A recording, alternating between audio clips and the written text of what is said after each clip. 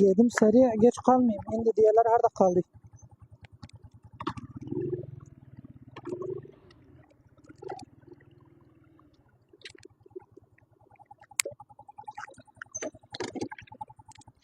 Çok tahir kalmış ama Allah bileyim de sahab ne diyer bana. Bağım çalım özü.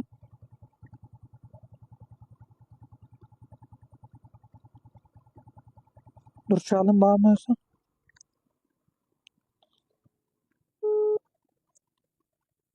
Alo. Alo hayatım tavsili getirdi. Çık kapıya. Tamam tamam da 5 dakika çıkarım. Tamam hayatım.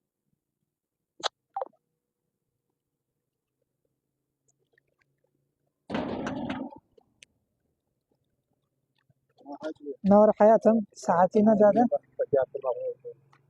Vallahi Ben çalmışım sana rahmet eylesin. vallahi bir kez motor atıl oldu yolda tahir Şurada kaldı. da var yanımda ayıp oldu yani. Misafir davet etmiyorum biz senin berabersen demezdim sana rahmet eylesin. Tamam hakkıydı bas ahır motor atıl oldu elimde. Soğuk kar oldu. Buna sana yayılmazdı. Ahır işte motor atıl olduğunu onun için. Ahır sen gerek züruf bilesin bir tagin zürufun motor atıl olur. Başım üstüne ben az zamandan çalmışım sana. Bak bir bir saat yoksa hakkıydı. Tamam yani bas motor atıl olup elimde dökdü emirdi yolda durdu niye dedim hocam. Çok soğukta yayılmaz bu kardeş. Sen benim ahır rızkıma tesir etsen. Baba rızıkımızı kurmayın. Ben ki buna çeker hadi gelmedi rızık bu da mancat parası. 6.000 Yo ahır benim sen rızkıma tesir edersin.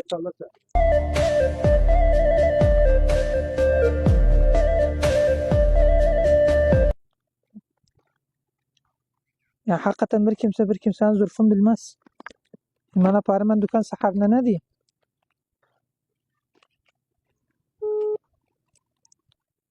Alo. Alo hayatım tavsili getirdi. Çık kapıya. Tamam tamam da 5 dakika çıkarım. Tamam hayatım. Dur çalım bağım tavsil sahibine tahir kalmışım. Ayıptı bağım ne diyer bana? Hayatım ne var? Hayatım affedersen tavsili tahir getirdim. Ben de sırdım çalım sana çıktım daha bilmem çıkmışsın. Ne acaba tahir oldu? Vallahi yolda motor atıl oldu onun için. Valla yemmek söyleyeyim. Hayatım canım sen affedersen kusuruma bakmıyorsan özgü bir şey motor damir de yolda durdu. Allah versin kardeş. Sağ ol hayatım sağ olasın. Hayatım 6 bin lira ederim. 6 bin lira alacağım. Bu 6 binin Çok sağ ol hayatım. bu da 2 binler bahşiş. Hayatım. Sağ ol hayatım sağ olasın. Allah ömrü yüzünü etsin. Sağ ol hayatım. Hayatım affedersen kusuruma da bakmıyorsan tahir kaldım. Hayatım canımsın. Evet.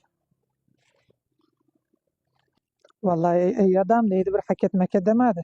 İni gayr kimse olsaydı ne hak ediyordu. Allah böyle insanlar çok etsin.